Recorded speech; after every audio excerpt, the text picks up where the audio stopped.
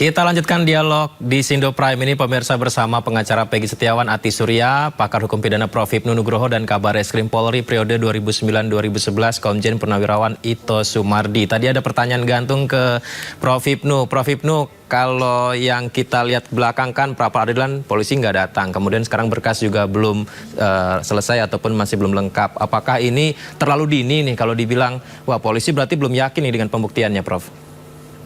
Ya, kalau dinyatakan belum yakin bisa. Tapi yang jelas kalau menurut saya mempersiapkan yang lebih akurat. Karena dikatakan mempersiapkan akurat, ini perkara kan sudah dapatkan perhatian publik, pertama. Kedua, Kapolri kemarin menyatakan mengakui ketidakprofesional oleh penyidik ketika itu. Ketiga, Presiden juga demikian juga memberikan apresiasi. Sehingga jangan sampai Polda Jawa Barat ini tidak profesional kedua kali. Kan itu Mas, karena penyidik pra-peradilan itu kontrol sebagaimana sejauh mana profesionalisme seorang penyidik, profesionalisme seorang penuntut umum dalam menentukan hak seseorang, dalam menentukan bukti yang dilakukan, bagaimana cara meroleh buktinya, bagaimana kekuatan pembuktinya. Ini yang harus dipenuhi, karena konsep pra-peradilan itu sebenarnya kontrol terhadap penegak hukum. Sehingga jangan sampai kalau ini besok Polda dinyatakan kalah, pra-peradilan berarti Polda tidak profesional menentukan buktinya. Buktinya apa? Dan bukti itu kalau pra-peradilan sebetulnya bukti yang masih menduga, bukan bukti yang menentukan. Karena konsep pra-peradilan bukti itu adalah masih eksaminasi osjas, bukan investigasi osjas. Sehingga sebetulnya Polda juga tidak perlu khawatir sekali, karena bukti itu masih ongoing proses, kan itu loh Mas. Cuman permasalahan ini saya melihat dalam diri Polda, ya spirit di dalamnya, nuansa kebatinannya ini punya tanggung jawab luar biasa. Presiden harus menekan seperti itu, Kapolri juga, masyarakat juga demikian juga. Sehingga mundur itu sebetulnya untuk menguatkan, mengoptimalisasikan, sehingga bukti-bukti yang disampaikan dalam suatu persidangan nanti akurat, cara memperolehnya betul, saksi-saksinya betul, jumlahnya betul, kualitasnya betul, dan sebagainya. Sehingga dalam pra-peradilan dinyatakan permohonan pra-peradilan menang. Itu yang saya kira dipersiapkan oleh Polda. Kalau hari Senin nanti ternyata pihak kepolisian juga tidak datang, berarti tetap dilanjutkan sidang pra-peradilan ya Prof. Hipnu? Oh ya, pasti. Kemarin kan hakim pra-peradilan menyatakan seperti itu, karena prosesnya harus cepat. Harus cepat. Itu meringankan dari pihak kuasa hukum Peggy atau masih ada ini pembedanya nanti? Ya enggak, harus dilakukan. Ini kan nunggu tergugat, termohon, yaitu Polda. Polda siap atau belum? Lah, pertanyaan tadi memang meluruskan tadi, mungkin mengkoreksi dari Pak itu, ketakutan yang sampai sekarang ini terhadap seseorang suatu pra-peradilan gugur, itu bukan pelimpahan P21 di kejaksaan, tapi berkas perkara dilimpahkan di pengadilan dan dibacakan. Jadi kalau hari ini dilampahkan, misalkan Mas Yudi, dibacakan minggu depan baru gugur. Jadi saya kira kekhawatiran sekarang itu kok ada kekhawatiran gugur masih jauh, masih jauh. Sehingga kita ikuti persiapan dua proses tadi.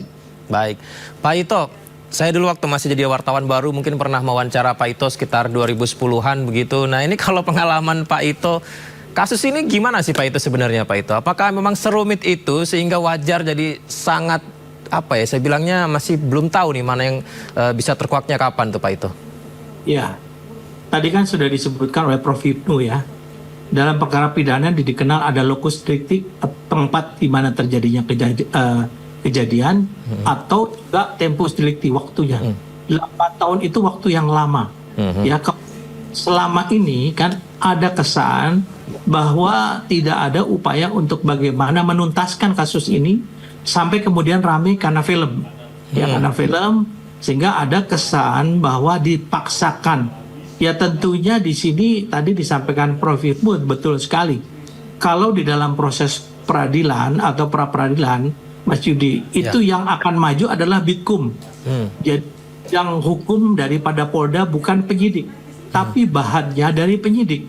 Sehingga tentunya di sini beda antara pemahaman penyidik dengan orang yang akan bicara untuk mempertahankan argumentasi di depan sidang pra-peradilan. Sehingga satu hal yang sangat lumrah dan memang diperbolehkan oleh undang-undang bahwa pihak termohon bisa saja meminta penundaan atau tidak hadir.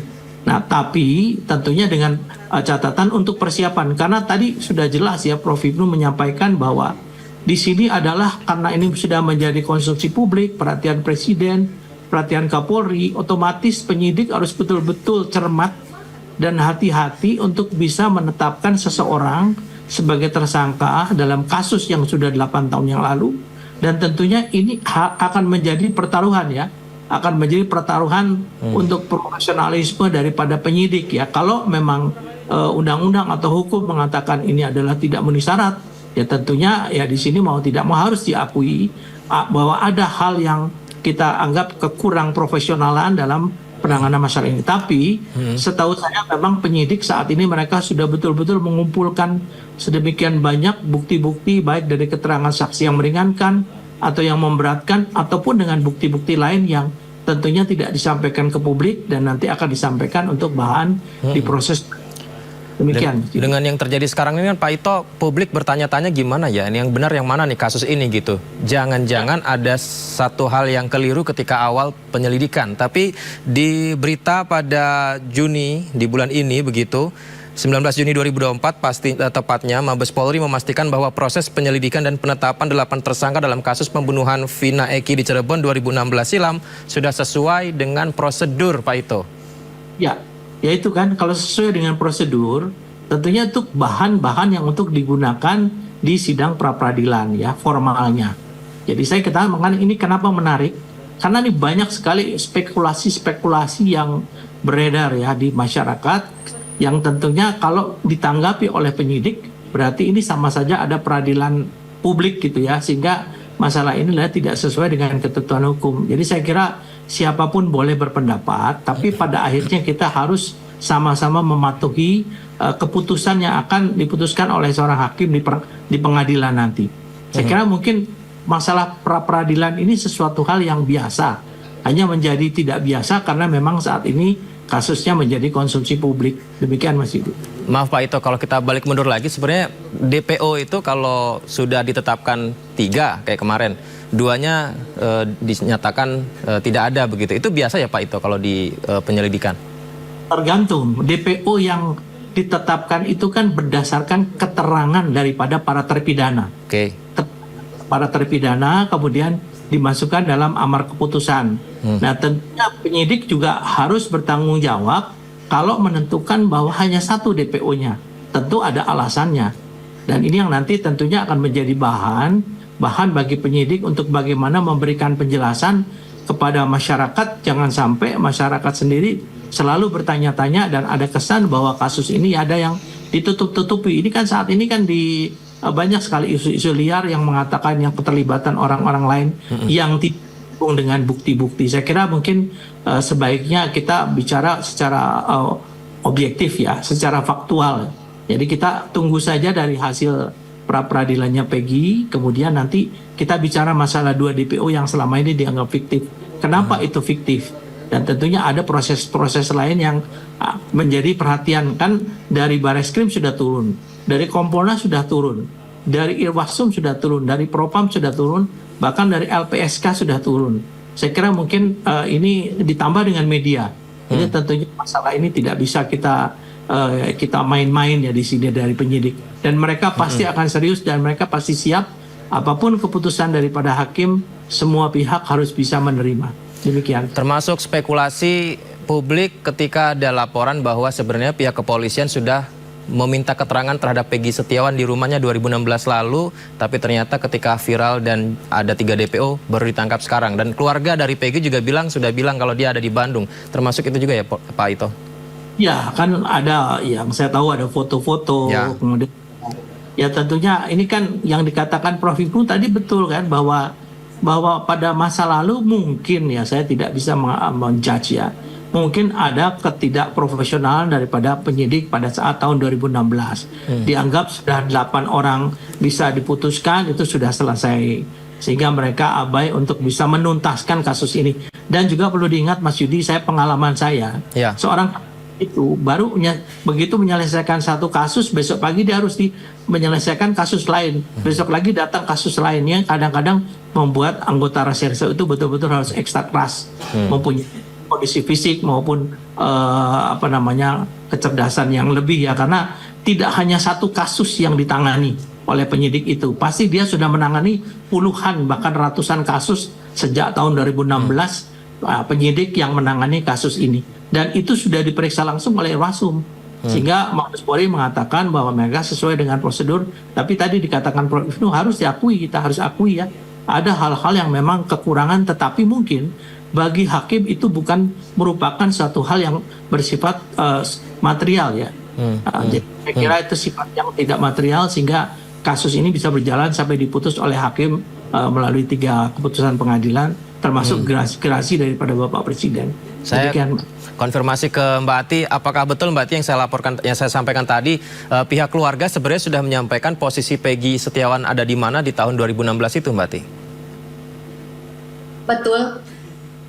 Betul seperti itu. Bukan hanya keluarga, tapi juga teman-teman Peggy sesama kuli bangunan menyatakan hal tersebut. Jadi tidak ada upaya menyembunyikan Peggy Setiawan di mana? Tidak pernah ada ke arah situ. Baik, apakah ada berkas-berkas dan bukti-bukti baru yang disiapkan tim kuasa hukum dari Peggy Setiawan yang akan dibawa di pra-peradilan ini nanti? Kami sudah siapkan segala sesuatunya, tetapi kami tidak bisa jelaskan di sini apa-apa saja yang menjadi alat bukti nanti di persidangan. Melibatkan saksi-saksi barukah, Mbak Ati? Melibatkan saksi-saksi yang nanti kita kemukakan di sana, nanti kita ajukan dalam persidangan nanti. Baik, ada tanggapan mengenai pembuktian formil dan material yang akan disiapkan dalam baik sidang pra-peradilan maupun untuk berkas nanti, Mbak Ati? Ya, mengenai pembuktian formil tadi kan seperti dikemukakan bahwa DPO itu adalah yang namanya Peggy alias Peron, sementara klien kami ini tidak pernah dimintai keterangan pada tahun 2016, baik posisinya sebagai saksi maupun sebagai tersangka. Sementara adanya ketentuan jurisprudensi yang menyatakan bahwa penetapan DPO itu harus posisinya sebagai tersangka terlebih dahulu.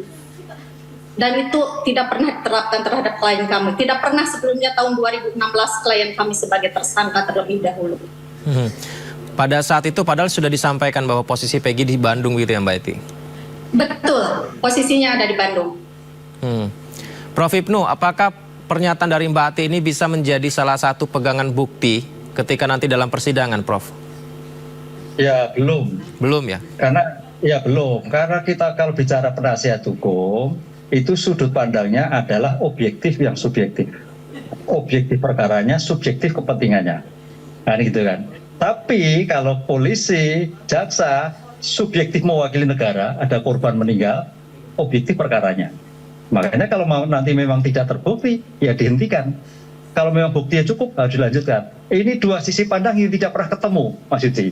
Antara kepentingan pemikiran subjektif dari penasihat hukum dan objektif-subjektif dari negara. Disitulah nanti hakimnya akan melihat sebetulnya yang mana bukti yang dilakukan.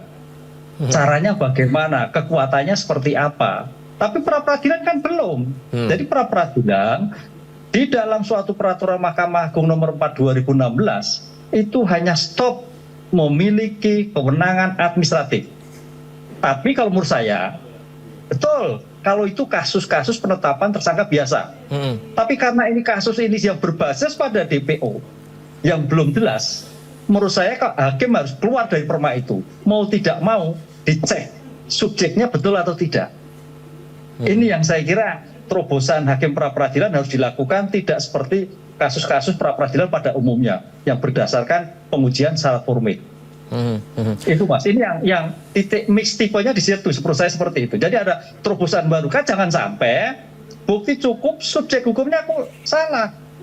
Nanti kan error persona, sesat nanti, mistake. Itu yang harus kita hindari dalam suatu proses peradilan yang panjang seperti ini.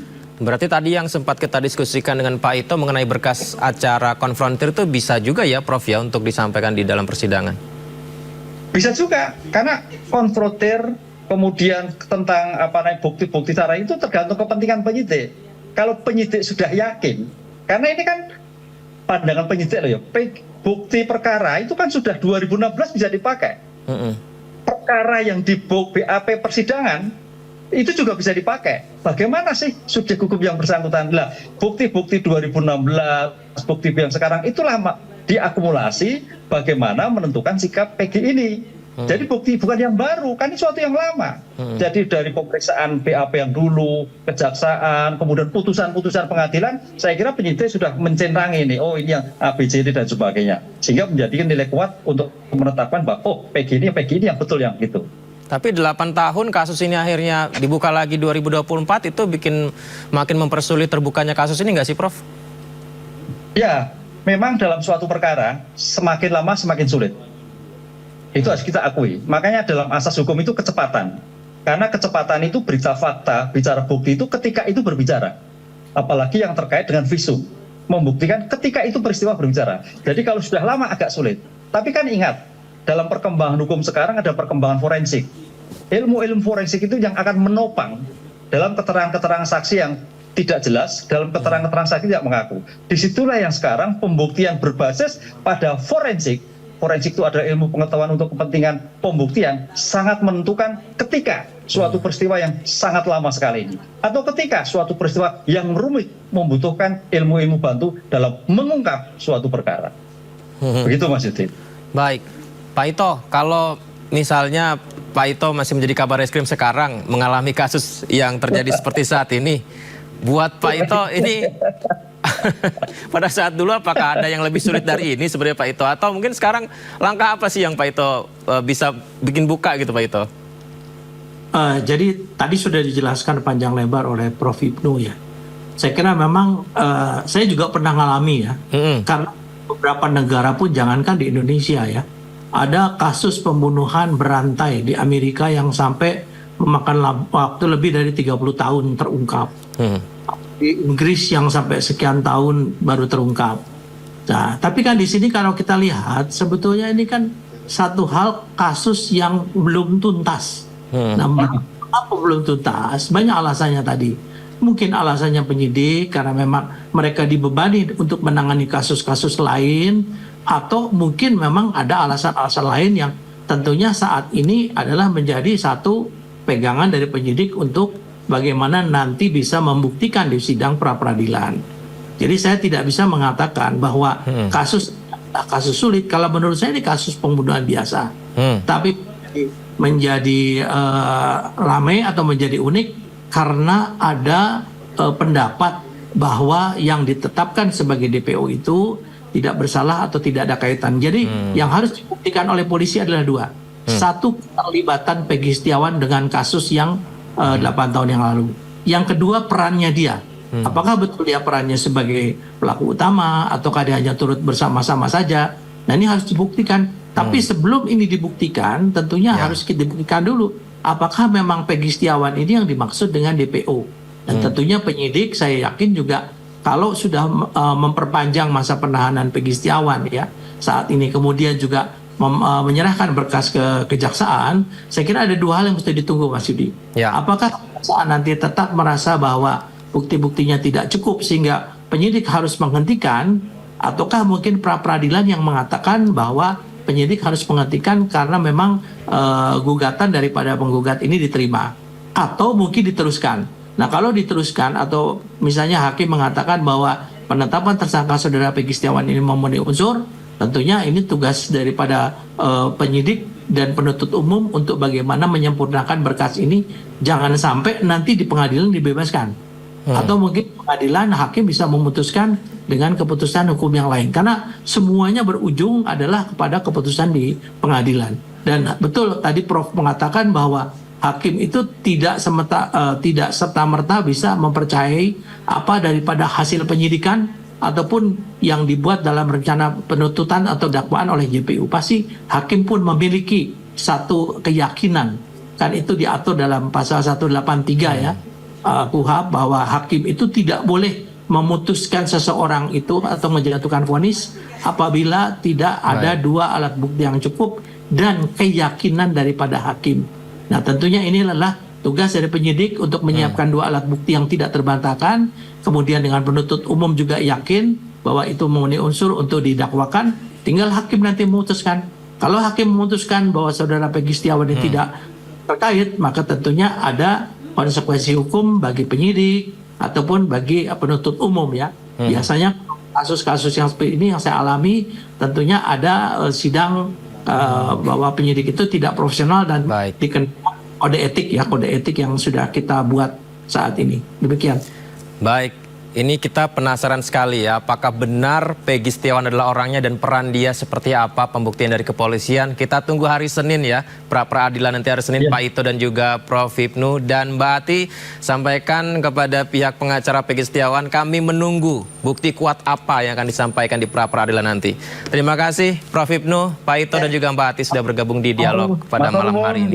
Terima kasih banyak. Ya, terima kasih Prof.